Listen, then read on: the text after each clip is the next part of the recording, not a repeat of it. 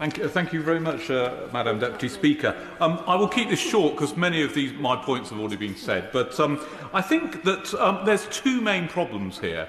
There's about priority for medical graduates, and to be honest, I was a little bit surprised about a year ago when I found that actually they weren't prioritised, and this is clearly something that isn't reciprocated around the world, and this is something that we need to change. And the other problem is our training numbers. If we're training medical students up to graduation, we must make sure that those training numbers fit in to our postgraduate training. Otherwise, it's crazy, and that's the situation we find ourselves in.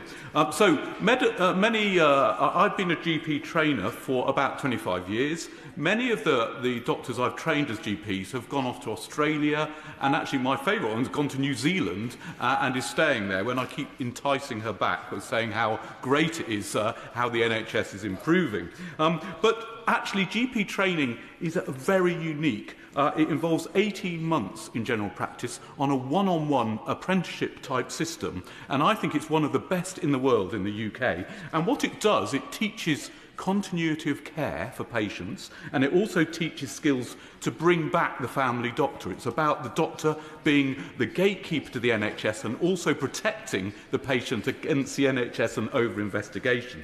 So I always think an MP is a little bit like a GP, in fact, because they have to know a little bit about absolutely everything, and that's the same for an MP as well. And I'd just like to give a shout-out to my Stroud GP trainers group who visited Parliament last year, and also to the 8,000 GP trainers in this country who do a fantastic job, often going above and beyond their responsibilities. But I'd also like to say something about the international medical graduates. I've had a number of these, and in fact 50% of those in the UK are at the moment international medical graduates. Some in Teesside, I understand, is that 100% are international medical graduates, and we are depending on these people to provide some of our general practice. I've had fantastic trainees from India, Spain, Germany and Algeria who have all made fantastic GPs in the NHS, and I do believe, as I've said before, that we need to make sure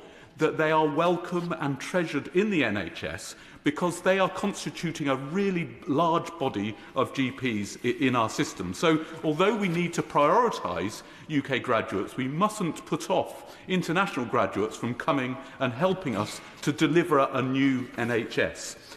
So I'd like to say just one other thing about medical training, if I may.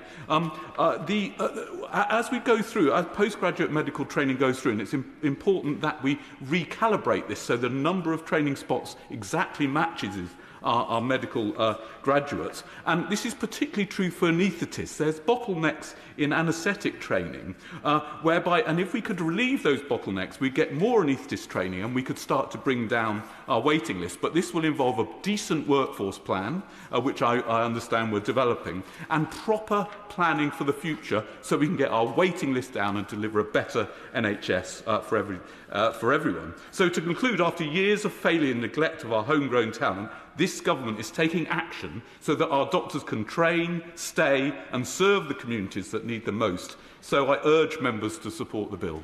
Yeah.